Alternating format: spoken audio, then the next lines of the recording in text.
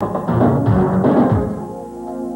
on Evening, his name was Gaetan Dugas, but to these scientists, he is Patient Zero. Hear the tragic story of the man who was a key player in the spread of AIDS in America. In the AIDS disaster, like any disaster, there are stories of courage and heroism. There are unfortunately also frightening stories of carelessness and ignorance. When Rock Hudson died, world attention focused on AIDS. Celebrities such as Elizabeth Taylor rallied to fight the dreaded disease. At the same time, a story was unfolding about AIDS that many would find incredible.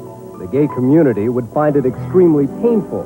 The story was of Patient Zero. And all I can say is after researching Patient Zero, there is nothing I could make up that would be as bizarre and strange as what reality offers. Randy Shilts is the nation's only full-time AIDS reporter.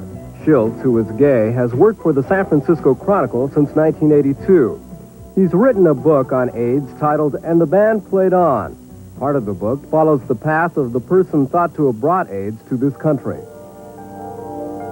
By 1981, it was apparent there was a deadly new affliction, but doctors and researchers had no idea what it was or how it spread. They decided to try to track the disease back to the point of origin, to Patient Zero. Their first clue was not a result of medical research. When a gay physician in Los Angeles was talking to a patient, and the patient was sort of a busybody and liked talking about everybody else's business, and was chatting that a number of the early cases of AIDS in Los Angeles had all slept together. There were sexual connections between them. So doctors began asking for names. And in their interviews, one name kept coming up again and again. The name was Gaetan Dugas. And Gaetan would prove to have a deadly set of circumstances. First, he was had a voracious sexual appetite and was very good looking, so he was able to fulfill it. Secondly, being an air attendant for Air Canada, he was able to fly everywhere for almost free. And thirdly, he clearly was one of the first gay men in the United States to be infected with the AIDS virus. Gaetan, a French-Canadian, used his free travel to go to Africa. It's there he could have picked up the deadly virus. Since nobody knew of the disease, Gaetan had no idea what he was spreading as he flew across North America. Since his name kept cropping up from L.A. to New York, the Center for Disease Control in Atlanta decided it was time to question him. Managed to find Gaetan Dugas in New York, got his little black book, and from there was able to start calling up people where they found more people who had AIDS. Dugas admitted that he'd had as many as 250 sexual encounters a year. It looked as though many roads led to Gaetan. They found that Gaetan had played a remarkable role in this epidemic. 40 of the first 248 gay men who got AIDS in the United States either had sex with Gaetan or they had sex with someone who did have sex with him. Now that linked together about 1 in 6 AIDS cases. A CDC statistician calculated the odds of this being coincidence. And the statistician determined that the chance of this happening by coincidence did not approach zero, it was zero. They had found their Patient Zero. They now knew how the disease was spread. It has since been disputed that Gaetan was first to bring AIDS to this country, but there is little doubt that he was one of the first to spread the disease. Gaetan's story actually comes in 2 parts. Up until researchers knew how the disease was spread, he was just another victim.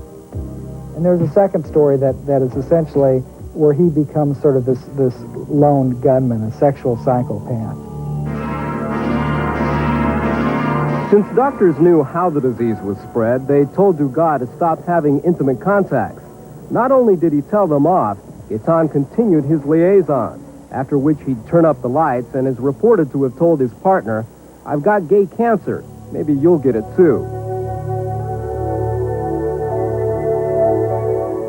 By this time, Gaetan was living in San Francisco. A posse of sorts of gay men banded together to get him out.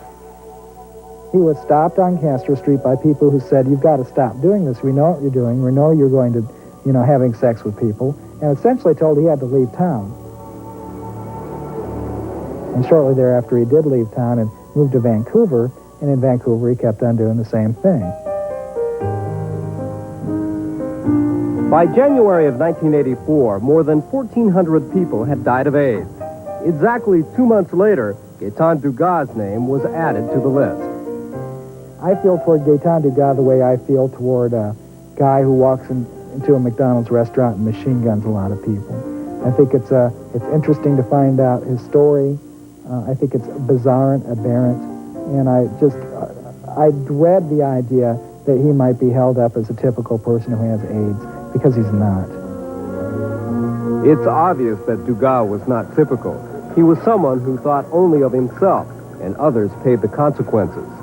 In the 4 years since Gaetan's death, medical research has made great strides in looking for a cure. There are now drugs to prolong life. There are even vaccines that have made it to the human testing stage. There's hope. It's a terrifying story. Now, there are currently between 40 and 50 drugs being tested on human beings, but only one, AZT, is available by prescription. It doesn't cure the virus, it only slows it. Equally frightening is the fact that a second AIDS virus, HIV-2, has finally made its way to the United States. I think AIDS is a subject that a lot of us tend to avoid because it is very frightening, but only by learning more about it can we learn to live knowledgeably with the disease and to protect ourselves and our families.